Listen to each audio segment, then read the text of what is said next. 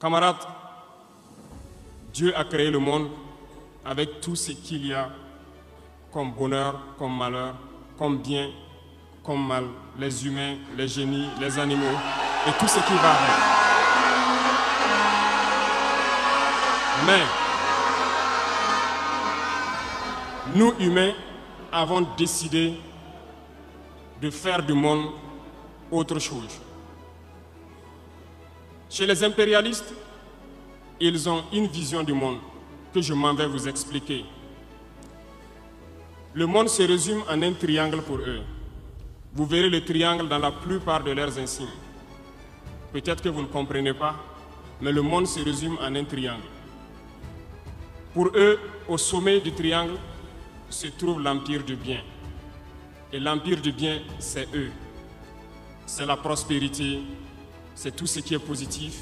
C'est eux qui ont droit à tout ce qui est bonheur sur ce monde. C'est eux qui ont droit à toutes les richesses. C'est à eux d'imposer leur manière de voir le monde. C'est à eux d'imposer leur vision, leur mode de vie. Voilà pourquoi pendant la colonisation ou leur conquête, je dirais, ils venaient vers nos terres et ils disaient qu'ils ont découvert nos terres. Parce que pour eux, nous sommes des sauvages. Nous n'avons rien de comme eux, en fait. Donc, ils nous appelaient des indigènes. Et c'est eux, le peuple. Ils s'arrogent tous les droits. Et pour eux, le monde doit marcher comme ce qu'ils veulent. C'est simple. Je prendrai quelques exemples. Regardez à travers leurs films.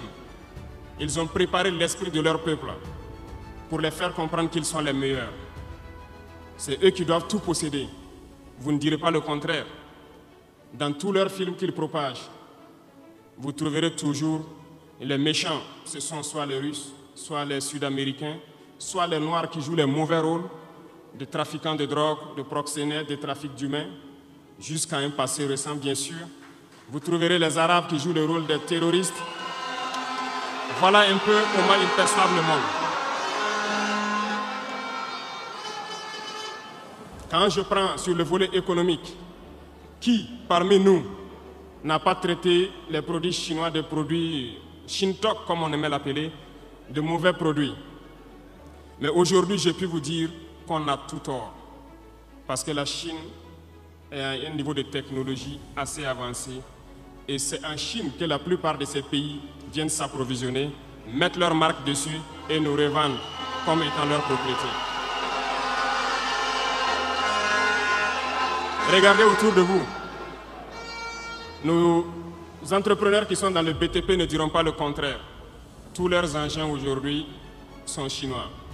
Ceux qui font le transport ne diront pas le contraire. Ils nous ont menti parce que nous avons fait le tour du monde un peu dans ces 20 mois pour chercher des entreprises, pour chercher des usines. Et nous avons compris que tout revenait là-bas. Mais par leur communication, ils nous ont amenés à détester tous les produits chinois, à vouloir nous faire comprendre que ce qui est bon venait de chez eux, pas forcément d'ailleurs. C'est simple. Remonter le temps. Pour mieux comprendre ce que je dirais, il faut remonter un peu le temps.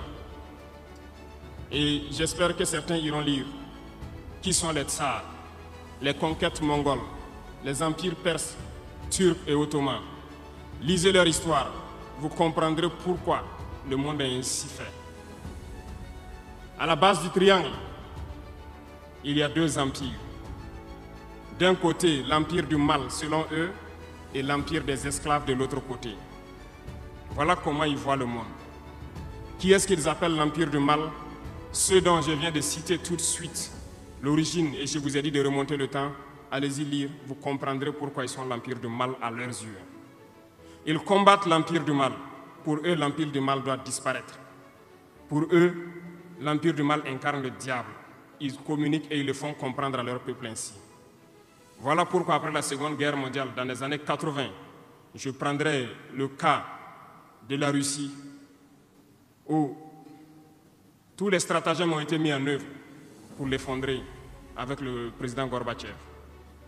Aux États-Unis, c'est le président Ronald Reagan qui était à la manœuvre.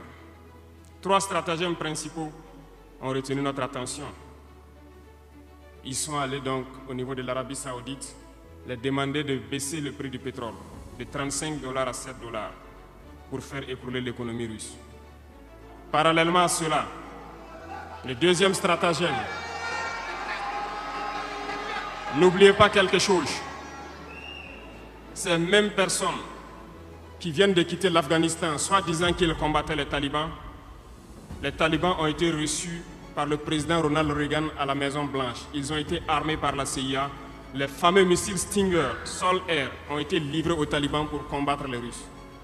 Et plus tard, ils viennent supposer les combattre. Allez-y comprendre. Le troisième stratagème, c'était un bluff. Le projet IDS, Star Wars. Lisez, vous comprendrez pourquoi. Ils ont amené le président Gorbatchev à créer le projet Paulus qui a enfoncé la Russie. Une fois que la Russie s'est effondrée, ceux qui se prétendent être de l'Empire du bien ont commencé à jubiler, jusqu'à ce qu'ils viennent, cette équipe avec Vladimir Poutine, pour essayer de remonter la Russie en surface.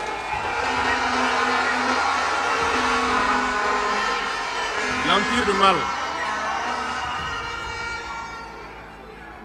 du mal, selon eux, a beaucoup souffert. Regardez l'Iran aujourd'hui, toutes les sanctions possibles. Regardez comment ils qualifient certains peuples. Par la communication, ils peuvent arriver à vous amener à faire détester un peuple ou à aimer un peuple. Ils sont très forts dans la communication et ils passent par tous les canaux possibles. Regardez les guerres qui sévissent. Ils ont tout inventé pour leur propre intérêt. Et enfin, l'empire des esclaves, selon eux, c'est l'Afrique et certains peuples d'Amérique du Sud.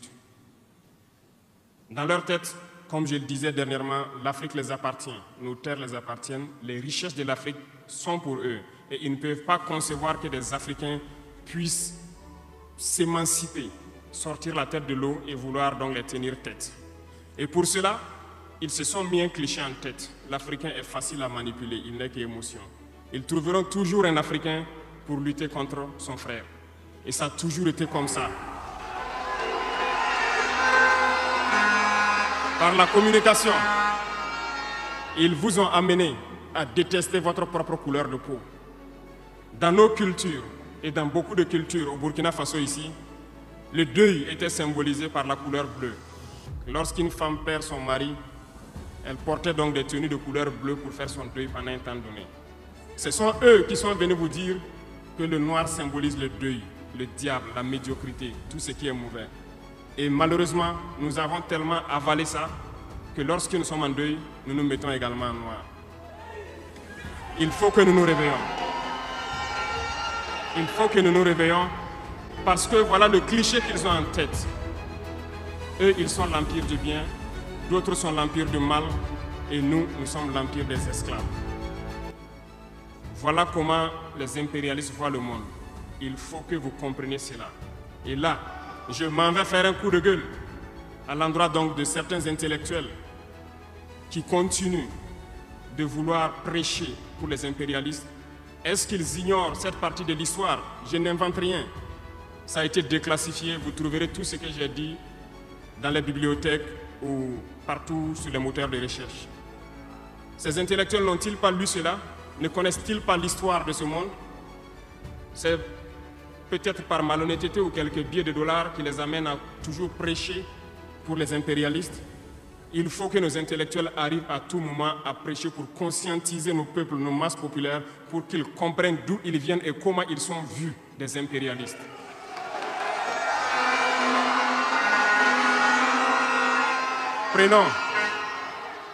Prenons l'histoire de quelques guerres.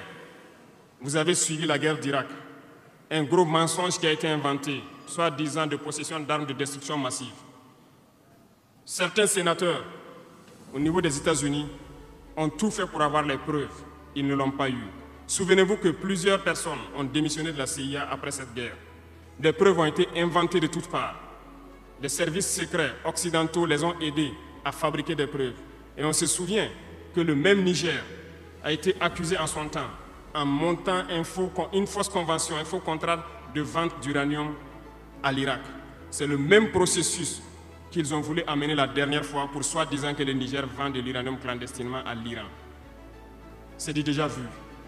Ils ont prétexté cela, ils n'ont pas eu de preuves. Même les Nations Unies ont trouvé finalement qu'il n'y avait pas de preuves tangibles de présence d'armes de destruction massive. Mais ils avaient leur objectif, il fallait détruire l'Irak. Ils ont détruit l'Irak. Ils ont créé l'État islamique. Tout comme ils ont créé les talibans dans les années 80. Les armées, les équiper. Et après, ils prétendent venir les combattre.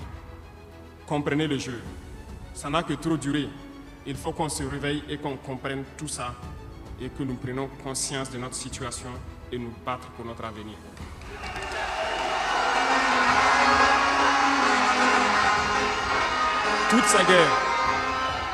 Toutes ces guerres ont été inventées, passant par l'Irak, la Syrie, la Libye, dans le but de déstabiliser le monde à leur profit, parce que nul ne doit pouvoir les égaler. C'est ce que nous vivons aujourd'hui dans le Sahel aussi à travers le terrorisme qu'ils nous ont imposé. Parce qu'ils trouveront toujours des Noirs qui vont s'exciter et qui vont prendre les armes contre leurs frères noirs. C'est ce que nous vivons. Ils n'ont jamais quitté ce modèle. Malheureusement, beaucoup de gens leur donnent raison. À cause de quelques billets de dollars, ils se vendent très moins cher à l'ennemi, à l'impérialiste, et ils se mettent à combattre leurs frères. Je voulais faire ce petit historique du monde pour que vous compreniez comment l'impérialisme voit notre monde. Ça se résume à ce petit triangle.